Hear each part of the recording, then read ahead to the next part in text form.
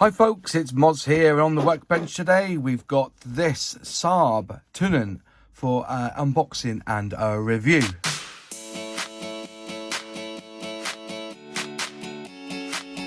So a company called Wreckers Yard Toys contacted me saying we'd like to send you some kits for you to review, and the second in the lot is this one, this Saab Tunnan from Heller.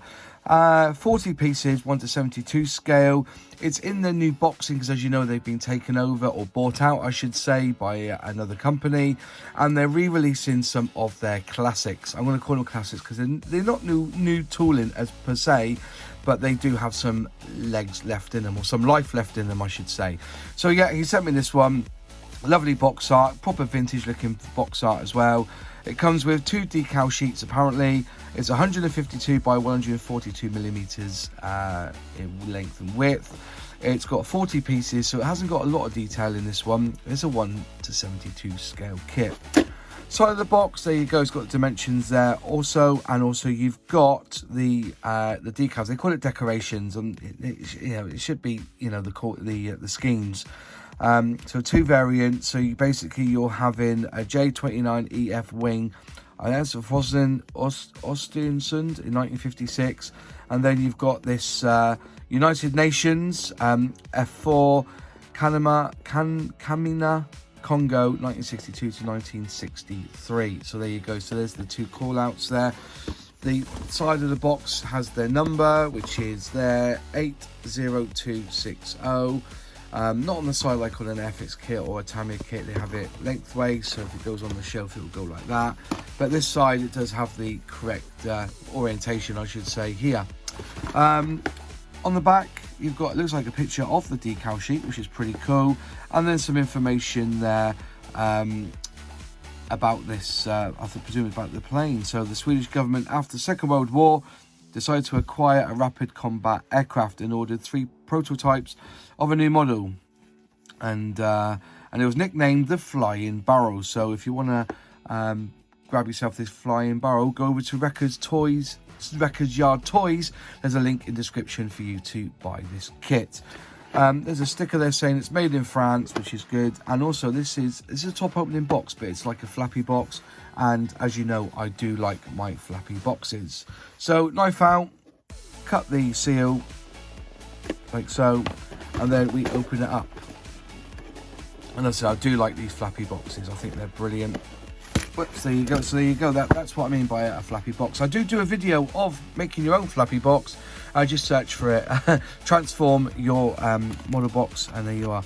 So in here we've got the sprues. So you're getting 1, 2, 3 sprues, 4 sprues. Funny enough, they're not in any sort of bag or anything. Just basic really, straight inside the box there. So you may get a little bit of movement that will cause the model to have some scratching, but just looking, I can't see any scratching at all. But you can see there is the model itself. It's showing its age, considering what we now see designers coming up with their tooling. But there's not a lot of flash on this. It's looking pretty good. There's the Heller there imprinted on the inside, so no real cockpit detail per se there. So there's the first one, and let's move on to the second one. There you go. There's the second sprue there, sprue number 2, with some details there. It's raised panel lines on this one, so so yeah, it's showing its age most definitely. So there you go. There's that one. Then onto the wing section there. Some little markings there again. Raised panel lines on this one. Okay. So yeah, they're definitely raised. And on the inside there, it's a kit. You could claim this could be almost vintage classic sort of realm. So yeah, as I say, even though the box looks new, you are not getting a new kit whatsoever. We'll have a look on scale mates in a minute, just to see what the age of this kit is.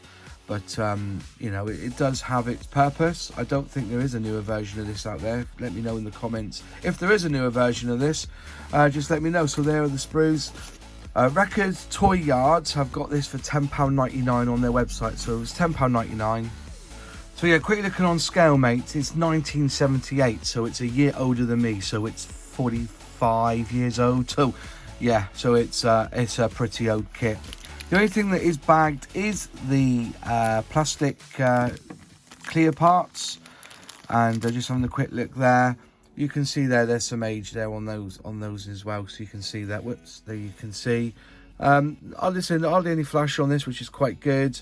But yeah, it's worn, you should say. It's not as crisp as all these new kits are, but as I said before, just looking at the actual sprues, I'm quite impressed that there isn't a lot of flash on this. So there's no flash in it, so it's a good looking kit in that respect. You're not going to have a lot of cleanup needed on this one, but even then, it was released back in 2005 by Airfix back in the day, which was, you know, just before they swapped over, before they got the buyout. I think it was 2006 was the buyout where Hornby took on the Airfix brand of Heller. So yeah, it's not looking too bad, this kit. You know, it's not going to need a lot of cleanup, so fair enough. So quickly, close up, as I try to do this now with the decal sheets or decal sheets. This is a lovely looking decal sheet. I don't know who makes their decals. I don't think it's Cartograph, but it does have a little Cartograph feel to them. But yeah, this one looks pretty nice and crisp. Just a little bit of overshine there from the film. So yeah, but it's not looking too bad. Some nice detail there, plenty enough to get your kit looking to pretty much how you want it. You may want to trim off some of that the over film there. You see a little bit over, especially on that one there, is quite fat. You may want to just trim that off, but yeah, it should bed down okay. And yeah, I don't think these will be a problem putting these on your model. One good thing about these kits is that they have reinvested a little bit into the instructions, you know. So you're getting a sheet here. So one sheet, there's the call outs there of the plane. So that's the UN version there. So, and it comes, and these are Heller numbers, but I do believe that they do come across as Humbrol numbers as well. So I think Heller brought out their own paints now, but they have tried to keep it in line with Humbrol. I don't know how they get away with it, but they do, allegedly.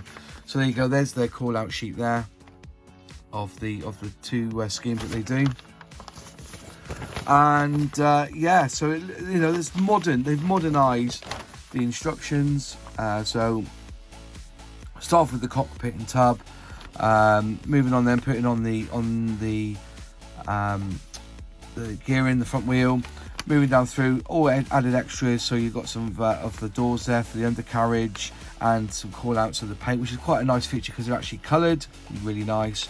And then you start doing the back undercarriage as well.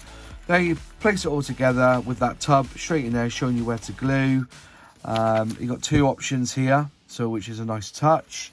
Then where you go in number 6 then, so you're not putting the wings on just yet, you're doing the canopies, some of the flaps, and looks like, yeah, so it's a 3-piece undercarriage there, which is simple enough to do. And then step 7 is putting on more of the doors there, and putting the wings on, and also the tanks. So yeah, nice and simple really. As I said, it is an old kit, don't expect anything too elaborate on this one. It's designed back in 1978, and there we go, we shut the flappy box down, and we're going to call this review finished.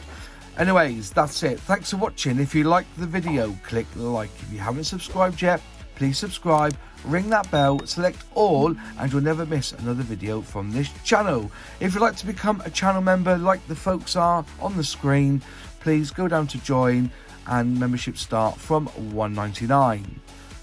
Any questions, any comments, leave them in the box below because I do reply. And also, if you'd like to see my latest video, click here. If you'd like to see a playlist of all my catalogue videos, click here.